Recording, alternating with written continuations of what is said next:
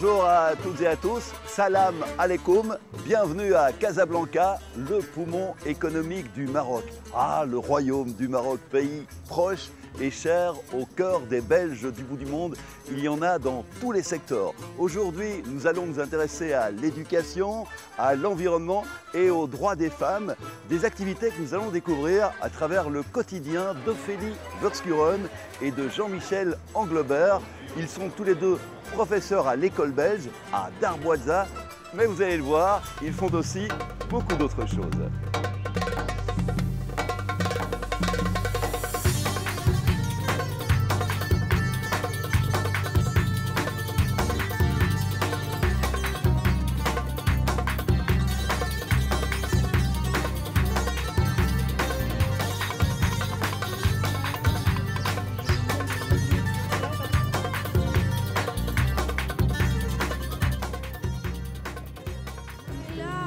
Ophélie et Jean-Michel partagent le même métier, mais ont aussi une autre passion en commun, la musique. Au Maroc, en Belgique, comme partout dans le monde, c'est un langage universel qui rapproche les humains. Cette chanson de Jane est à l'image de leur parcours. My soul is in Africa. Mon âme est en Afrique.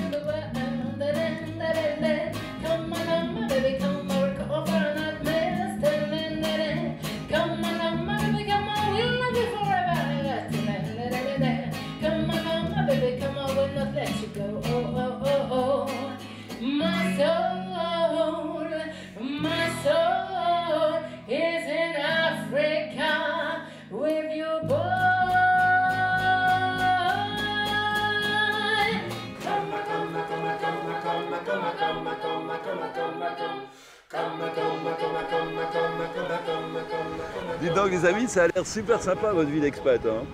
Il y a un petit côté vie rêvée, hein, j'avoue. La vie rêvée des Belges, unis entre autres par la musique. Ouais. J'ai un petit goût de trop peu. Dans ce décor magique de la bobine, j'aimerais réentendre Jane par exemple. Come, baby, come, I will show you the world. Come, baby, come, I will cover that mist. My soul is in Africa with you. Génial. Et ça raconte votre histoire parce que votre âme, elle est en Afrique, le pays des origines, le pays de votre papa aussi. Oui, et puis vous vivez ici à mi-chemin entre le pays où vous êtes né, la Belgique, la Wallonie-Picarde. Tout à fait. Est un puits entre Moucron-Tournai, juste à la frontière française. Et là, vous êtes pile poil entre les deux. Voilà, un heureux compromis. Et vous, Jean-Michel, c'était marrant, la vie, plein de hasards. Quoique, c'est pas un hasard, peut-être, vous avez travaillé à Bujumbura. Voilà, j'ai passé 9 ans à Bujumbura, à l'école belge, mais sinon je suis un vrai gourmet. Un vrai gourmet. Je me rapproche un petit peu là. Oui. Avec vous, je crois qu'on va aller plonger dans ces vagues de l'Atlantique. C'est tentant quand même. Oui. Faut pas y échapper. On va faire une petite session de bodyboard. Oui. C'est ça qui est sympa aussi dans le métier de prof. C'est, bon, vous êtes super professionnel, hein, c'est pas ce que je veux dire, mais ça laisse un peu de temps pour les loisirs.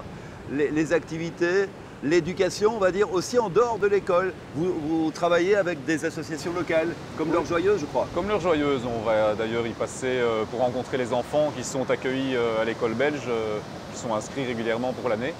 Ouais. Donc on va aller faire un petit tour par là. Et puis on va s'intéresser aussi aux droits des femmes. Oui, moi je vous emmène dans un village à l'intérieur des terres darboisiennes pour rencontrer des femmes qui collaborent avec une association d'Arbna. Ok. Voilà. On va parler permaculture, on va parler artisanat local, ouais, bien. On va parler aussi respect de l'environnement. Je crois qu'il va se passer plein de choses dans cette émission. On va laisser Jean-Michel un tout petit peu de côté pour l'instant, on va le laisser assez court et on va directement voir les femmes. Oui, je vous emmène à nous attendre. Où sont les femmes ?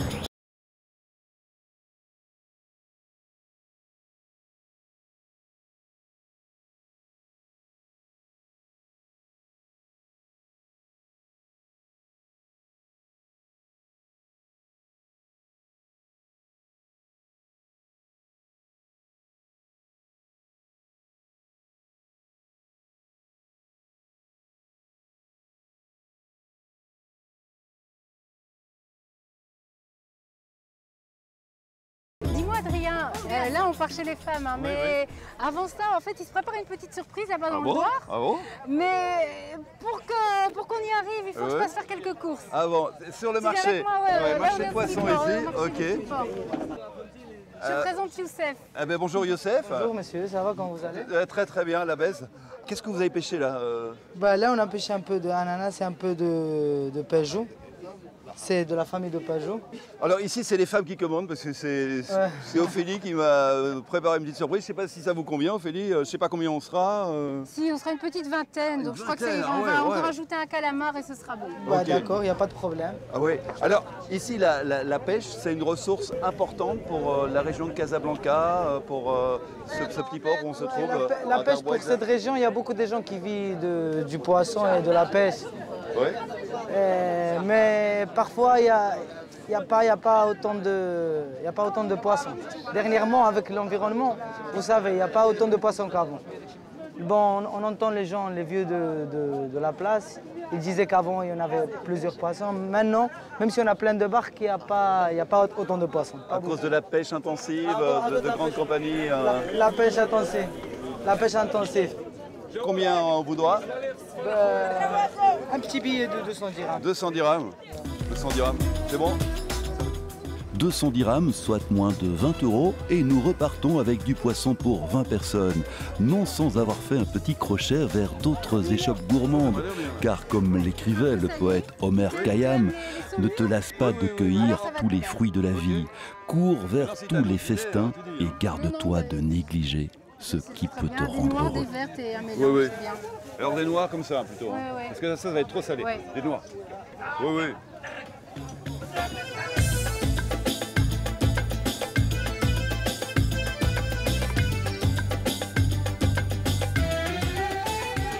En piste pour le bled de Darbna, où nous attendent les femmes à la tête du projet Zéro Mica, zéro plastique.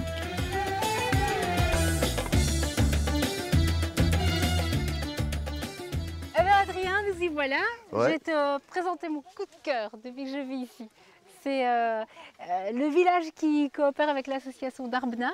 Et c'est l'association des femmes du village, les femmes du Douar, qui récupèrent le plastique pour en faire des sacs notamment. C'est le projet Antique Plastique. Et alors elles fabriquent aussi des tapis. Wow. Mais elles vont te raconter ça beaucoup mieux que moi. Ok, bonjour, salam alaikum. Bonjour. Salam alaikum. Salam alaikum. Racontez-nous votre travail. Nous fabriquons les sacs en plastique. Oui. Deux raisons. La première raison, pour nettoyer la nature. Pour nettoyer la nature, l'environnement, préserver la planète. Nous sommes contre la pollution de plastique. C'est bien. Parce que la plastique est dangereux pollution. Oui. Il y a beaucoup d'années pour dégrader sur la nature. Ça, c'est la première raison. La première raison. Et il y a une autre raison aussi. Une autre raison pour aider ma famille, parce que les femmes ne travaillent pas et on travaille avec les maisons pour fabriquer les sacs en plastique pour aider ma famille. Gagner un petit peu de gagner d'argent. Et vous faites vraiment de très belles choses. Hein. On voit des sacs avec carrément fermeture éclair. Ouais, des sacs pour aller faire les provisions. Parce que c'est un fléau ici au Maroc, Ophélie, ce sont les sacs plastiques qui traînent partout. Oui. Et grâce à toutes ces femmes de l'association, eh bien, il n'y a pas de déchets, on les récupère et on en fait d'autres sacs à longue vie. Oui, tout à fait. Réutilisable à souhait et solide en plus. Ouais. Donc voilà, c'est une excellente chose. Et ce qui est chouette, c'est qu'on voit de plus en plus fleurir ces sacs un peu partout dans Darboisa, des dames qui se promènent avec ça. Donc, franchement, eh bien mesdames, je vous tire mon chapeau. Franchement, bravo. Hein, bravo. Alors, il n'y a pas que ça, l'association Ophélie. Oui, alors il y a aussi tout un pan respect de la nature, il y a un volet social avec justement le travail auprès des femmes. Le but, ce serait aussi qu'elles puissent se monter en coopérative, devenir autonomes. C'est aussi une association qui se bat, qui s'implique dans des projets de défense du littoral, par exemple. Voilà, c'est une association très active. Et très bien implantée dans cette ferme, parce que de l'autre côté de la haie, il y a de la permaculture. Tout à fait. Donc nous sommes ici dans la ferme de Bouchaïb et de Leïla, Bouchaïb Aris, qui a été formée auprès de Pierre Rabhi dans le cadre de Terre et Humanisme et qui a créé sa propre ferme ici qu'il a aménagée lui-même, tout seul avec ses grandes mains, on va dire ses petites mains, mais non, ses grandes mains, et qui se bat au quotidien pour justement pouvoir vivre de sa terre et cultiver dans le respect de l'environnement et des principes naturels, notamment avec des principes d'agro, alors il m'a dit d'agro, moi je vais dire permaculture, voilà, agroécologie et permaculture. Ouais. Eh bien vous allez nous le présenter? Avec grand plaisir.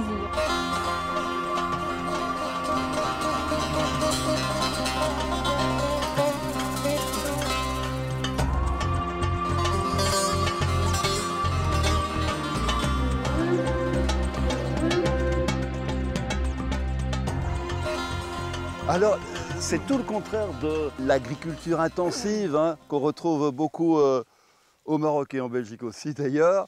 Chez vous, il y a vraiment la biodiversité. Exactement, même ici au Maroc, on trouve de l'agriculture conventionnelle, il y a des vastes hectares d'une seule culture. Mais ce procédé de ça, il s'appelle l'agroécologie. C'est quoi l'agroécologie? C'est quelque chose qui est inspiré de la nature. C'est l'agriculture, vous l'appelez en Europe l'agriculture biologique ou l'agrobiologie. Donc, parmi les bases de l'agroécologie, c'est de faire une biodiversité, d'avoir beaucoup de plantes, parce que les plantes, ils s'entraident. Il y a les plantes qui s'aiment et les plantes qui ne s'aiment pas. Et nous, on cherche à faire du bon compagnonnage. Donc, pour avoir un bon jardin, un jardin qui est équilibré, donc il faut qu'il y ait plusieurs plantes, plusieurs légumes. Ce qui donne, regardez, la bonne mine d'Ophélie. J'imagine que vous consommez les produits de la terre de Bouchaïb. Ah oui, chaque fois que possible, on vient se fournir chez Bouchaïb, puisqu'on a la chance qu'il nous prépare des paniers bio. Comme il a dit notre ami Ophélie là, on prépare ici des paniers pour des Européens et pour des Marocains, pour des gens qui sont sensibilisés de l'environnement, qui veulent préserver l'environnement. Donc on trouve, ils sont devenus nos amis. Et on ne les appelle plus des consommateurs, mais des consommateurs. Parce qu'ils sont impliqués avec nous, ils nous aident, ils nous encouragent. Et comme ça, on est arrivé à cette puissance-là de produire beaucoup de légumes sans intrants chimiques.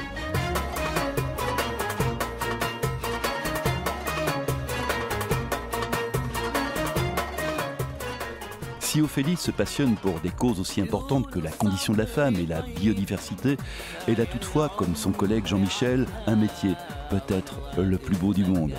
Dans la toute nouvelle école belge de Casablanca, Marie Troster, la directrice pédagogique, nous en dresse les contours. Nous sommes ici à l'école belge de Casablanca. Donc c'est pas tout à fait à Casablanca, c'est au sud de Casablanca, précisément à Darboisa. Vous pouvez nous présenter cette école? Oui, donc c'est une école qui est assez récente finalement, puisqu'elle a ouvert en septembre 2014, donc elle en est à sa deuxième année d'existence. Et c'est une école qui accueille à la fois des Belges, des Belgo-Marocains et d'autres nationalités. Quel est le programme? C'est un programme belge ou un programme marocain? C'est le programme de la Fédération Wallonie-Bruxelles, donc exactement le même programme qu'en Belgique. La petite différence étant que nos élèves ont, en plus du programme classique, des cours d'arabe et en secondaire d'histoire et géographie du Maroc en arabe. Alors c'est une école, on le voit, avec des enfants qui viennent de partout, beaucoup de belgo-marocains. Et puis aussi des enfants qui viennent de quartiers plus défavorisés du Maroc et que vous accueillez ici grâce à des associations partenaires. Oui, c'est ça. Donc depuis le début du projet, on a développé un volet social au sein de l'école qui est suivi en particulier par notre assistante sociale. Et donc on travaille avec L'Heure Joyeuse et SOS Village. Et donc chaque année, 5 enfants d'une de ces associations sont intégrés au sein de l'école dès la maternelle. Et l'idée étant qu'ils puissent suivre leur scolarité jusqu'à la fin du secondaire et l'obtention de leur diplôme de fin du secondaire ici au sein de l'école belge. Ouais, beau projet que nous allons aller découvrir d'ailleurs avec Jean-Michel. On va le retrouver tout de suite à L'Heure Joyeuse. Exactement.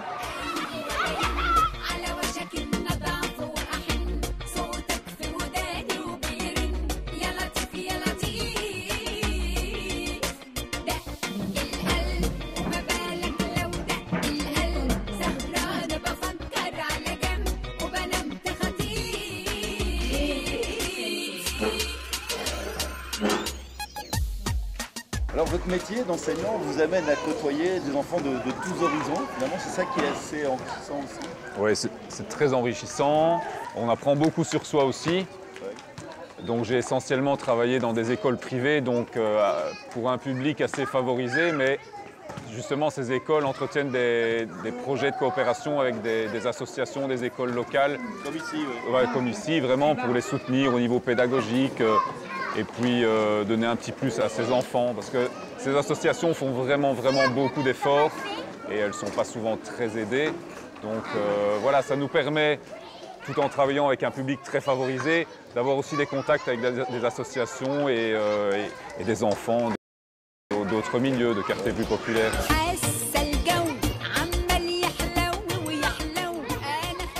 Alors on est ici avec les mamans et le papa, des enfants de l'heure heureuse qui fréquentent l'école belge. Vous par exemple, Fatima et Sarah, vous êtes la maman de Walid. Walid, oui. Qu'est-ce que vous avez ressenti comme changement chez Walid depuis qu'il fréquente l'école belge? L'école belge, pour moi, j'ai trouvé une grande différence entre le temps qu'il était à la maison et le temps qu'il est maintenant à l'école belge. Par exemple, il a commencé à parler la langue française et il a commencé à améliorer sa situation de langage et aussi il a progressé. Oui. Par exemple, sa communication, il a connu pas mal de choses. Il raconte des histoires. Walid, viens un peu, viens. Viens Walid, viens Walid, on va faire une petite expérience parce que je crois que Walid il a une super diction. Dis-nous un petit peu, Walid, d'abord présente-toi. Dis-moi comment tu t'appelles, quel âge tu as?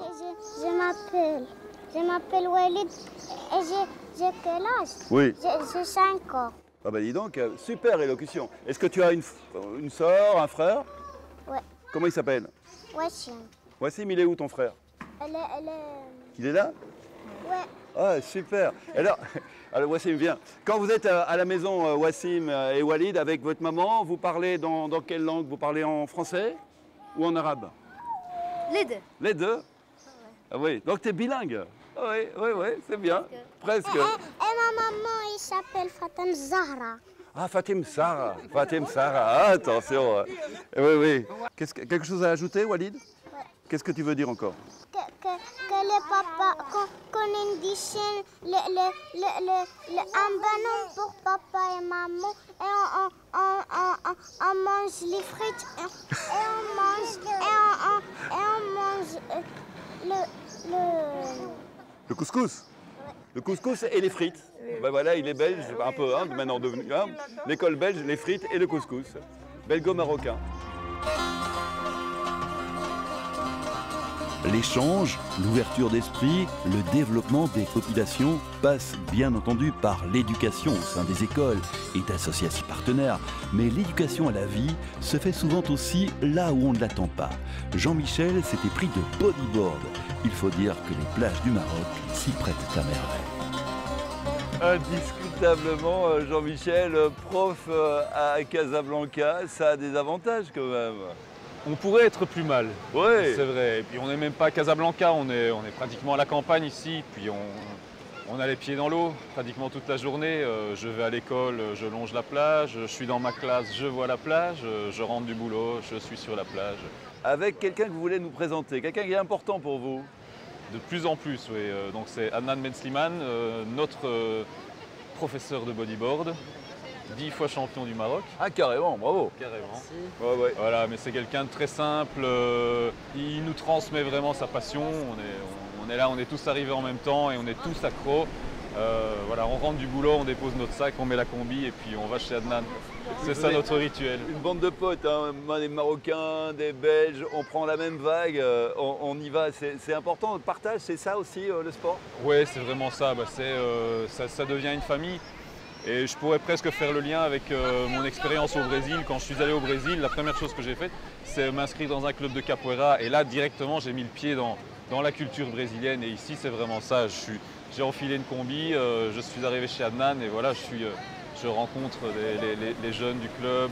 Ça me permet vraiment de faire des connaissances et de lier des contacts avec les gens de Darboisa, les Marocains. Ouais. Hanan, ça correspond à ce qu'il y a à la philosophie de votre sport, le partage et le respect. Exactement, ce sont les valeurs principales qu'on essaie de véhiculer à travers le sport, avec d'autres valeurs bien sûr. On se respecte entre nous, mais on respecte aussi l'environnement dans lequel on évolue. Et effectivement, c'est un bon moyen de rencontre, d'échange. On rentre effectivement directement dans la culture. Et pareil que pour Jean-Michel, pour nous aussi, ça a été un plaisir de découvrir un petit peu à travers ce sport et la rencontre de la communauté belge ici au Maroc, qui est à l'école belge. Et voilà, c'est plein d'échanges, plein de joie, plein de bonheur qu'on échange grâce au bodyboard, quoi. Ce respect de l'environnement, vous l'inculquez à vos élèves, à vos pratiquants? Exactement, c'est quelque chose de très important pour nous, surtout qu'on est que dans l'océan. On est les premiers à ressentir cela. Par exemple, dès qu'il y a quelque chose qui ne va pas ou de la pollution, on le ressent dans l'eau en tant que surfeur, on le sent. Et donc on essaie à travers le sport d'inculquer ça vraiment dès le début, dès les plus jeunes âges, pour que les futures générations aient conscience de ça et qu'on ne voit plus des choses qui se produisent aujourd'hui, comme le bafouement du littoral ou comme derrière vous, domaine, on voit des constructions parfois intempestives sur des domaines publics. Voilà, il y a souvent ce genre de choses. Ici au Maroc, malheureusement, il y a les autorités qui font tout pour sensibiliser aussi les gens, les promoteurs à ça. Mais parfois, les promoteurs n'en font rien et occupent illégalement le domaine public maritime, s'approprient carrément des plages, jettent leurs déchets dans les plages qu'on retrouve après dans l'eau, et on trouve des enfants parfois jouer avec ça sur le sable. Et c'est quelque chose qui est en train d'aller de l'avant. Le Maroc est très impliqué un peu dans tout ce qui est écologie. On a notamment la plus grande centrale de génération d'énergie solaire maintenant qui a été construite à Marrakech. Ouais. Dans le cadre bien sûr de la COP22, il va y avoir plein de projets qui vont être lancés, etc. Et bon, chacun de son côté, on essaie avec nos moyens de sensibiliser et voilà quoi, pour l'intérêt général quoi, de la planète, pas seulement du Maroc, mais parce que ça concerne toute l'humanité quoi. Voilà. Eh bien, bonne continuation, c'est bien, continuez à vous indigner quand il le faut, à dénoncer comme derrière et à sensibiliser. Toujours. Ouais.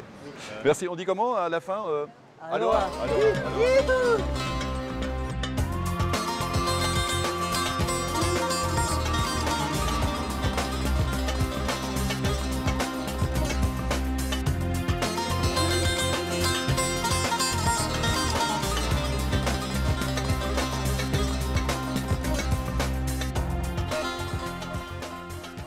Nos Belges du bout du monde sont des nomades. Après leurs escales au Brésil et au Burundi, ils surfent aujourd'hui sur la vague marocaine, en parfaite immersion dans la population locale. Lors du tournage de cette émission, c'était en plein Ramadan, Ophélie a tenu à ce que nous partagions la rupture du jeûne avec tous les amis rencontrés lors de ce reportage.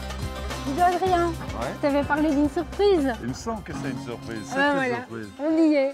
J'entends de la musique, j'ai l'impression d'être déjà venu ici, mais ça a changé, le soleil se couche et il se passe des choses en période de Ramadan quand le soleil se couche. Oui, là d'un coup ça devient un peu magique et c'est ce qu'on appelle au Maroc le ftor, c'est-à-dire la rupture du jeûne. Et là, on se rassemble avec les familles, les amis, et on partage un repas. Ah oui, j'ai déjà vu ce garçon quelque part, mais comme ça c'est une sacrée surprise. C'est mon costume de scène. Ah oui, ce sont les électriques Tagine. Voilà. Mais ça, c'est une partie des électriques Tagine. Ah d'accord, parce que vous êtes plusieurs. Hein. Nous sommes 4. Vous êtes 4. Alors, on va terminer cette émission, ce reportage et cette journée ensemble dans ce ftor qui est aussi l'occasion d'un partage. Oui, tout à fait. Là, chacun peut amener sa famille, chacun apporte des mets et puis on partage, tout à fait. On partage aussi un moment de convivialité et ça se passe tous les soirs pendant toute la période de Ramadan, pendant tout le mois de Ramadan. Oui, la bonne franquette à la marocaine. Voilà. Oui, c'est une espèce d'auberge marocaine. Voilà. Oui. Voilà. Bon, ben moi, je me réjouis de vous applaudir sur scène dans ce costume avec les électriques Tagine. On va se souvenir un peu de tout ce qu'on a vu pendant l'émission Darboisa. C'est un peu ça votre répertoire? Oui, voilà, c'est notre inspiration. C'est notre aventure, c'est Darboisa, c'est tout ce qui fait notre quotidien ici. Ouais. Avec dans les chœurs vos amis marocains qui sont à l'arrière et sur scène les professeurs de l'école belge de Casablanca comme vous ne les avez jamais vus. Là, je vous garantis, vous allez être sciés. Les filles de Darboisa, on vous laisse vite les rejoindre sur scène et vous concluez. Allez, je vous laisse le mot de la fin. Qu'est-ce que vous avez envie de dire aux téléspectateurs de la RTBF sur le Maroc, sur le partage, sur l'aventure d'une belgo-burundaise du bout du monde? Une belgo-burundaise au Maroc. Eh bien, j'ai envie de dire que, en tout cas, en ce qui me concerne, cette aventure a commencé sur un coup de hasard. Oui. Et elle continue à se construire au jour le jour. Et c'est une sorte de mélange de magie, de surprise, de up and down, mais surtout de up. Et j'espère qu'elle continuera encore le plus longtemps possible. Oui. Et en tout cas, marhaba à tout qui veut nous rendre visite ici au Maroc. Inch'Allah. Inch'Allah. Voilà. Ça, c'est le vrai mot de la fin. Oui. Inch'Allah. Inch'Allah. Le soleil se couche, on y est. C'est le moment magique du ftour. On va le vivre et partager aussi les mots, les mets, les ambiances avec nos amis marocains. Oui, super. Choukran Bezef et salam alaikum, à bientôt. Slama.